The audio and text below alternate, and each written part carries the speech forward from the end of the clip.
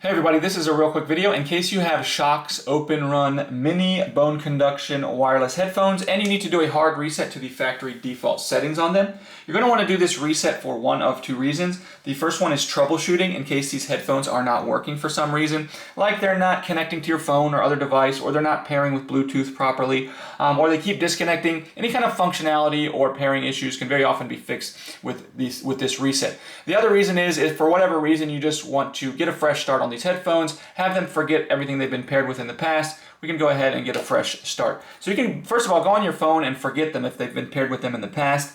And then we're going to come in and with these headphones turned off, we're then going to put them in pairing mode. So we're going to press and hold this volume up / power button for 5 to 7 seconds until this light starts to flash alternatively red and blue, and we hear pairing come out of the headphones.